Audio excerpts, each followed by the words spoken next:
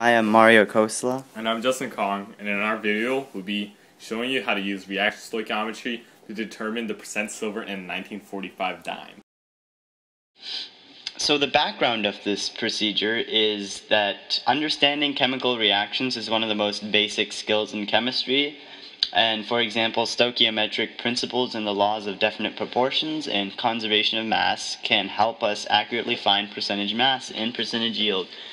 And in our experiment in particular, stoichiometry will give us an accurate percentage silver of a 1945 dime.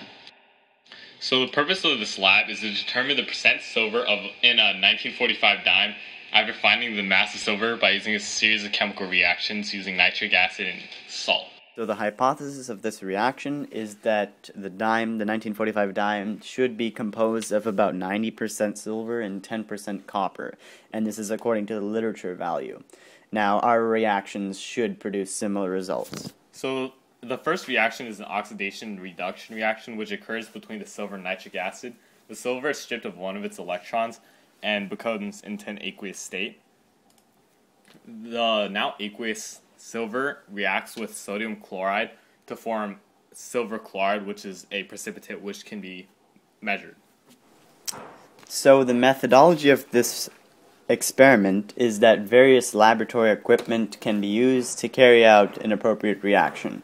For instance, Erlenmeyer flasks, funnels, paper filters, weigh boats, and mass balances are to be used. So the first step of our procedure is to obtain 1/4 of a 1945 silver dime and weigh the dime using a mass balance. Now, the second step is to react it with an excess of nitric acid until the dime dissolves completely.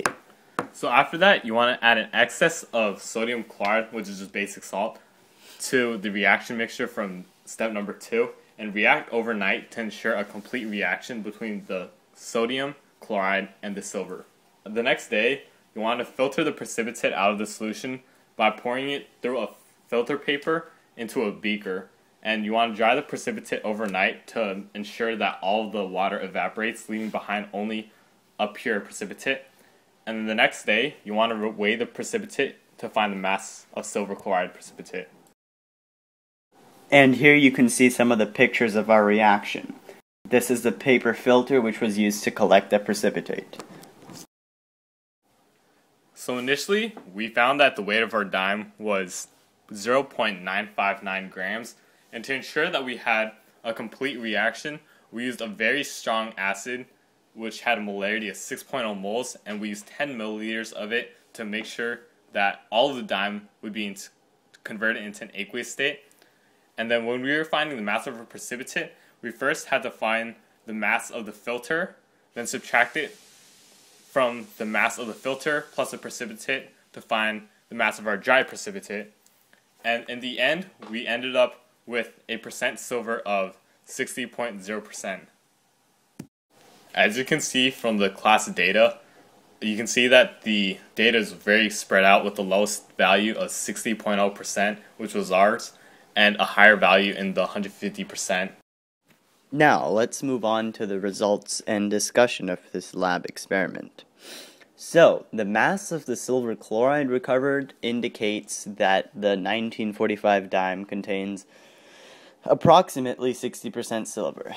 Now, this is a deviation of 33% from the literature value of 90% silver, so we had a 33% error in our experiment.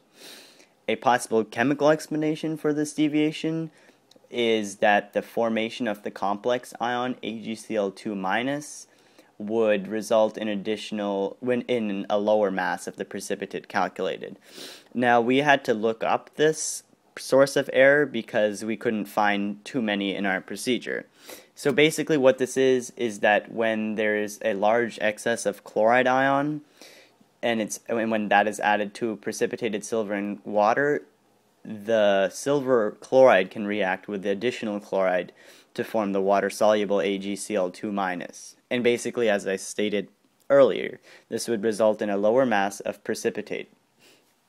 Since we failed to measure the mass of the solid sodium chloride added to the silver nitrate solution, we cannot, unfortunately, verify the above hypothesis. To sum up our lab experiment, the chemical analysis of a 1945 dime showed that the dime has a mass percent of silver of approximately 60%, meaning that it was about 40% copper, which is a 33% deviation from the theoretical value of 90%.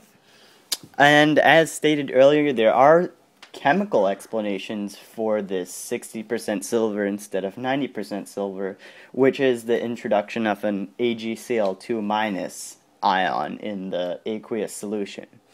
And since we don't know how many moles there were in the scoop of NaCl, we unfortunately cannot figure out any other sources of air in our lab. And as for future work, we, the experimenters, plan to repeat this experiment at least 3 or 4 times, and we plan to include an accurate measurement of the solid sodium chloride added. And in addition, we hope to eliminate any other sources of error. Thanks for listening to our experiment. And we hope you learned something, and we hope you thoroughly enjoyed it. Thank you. Bye.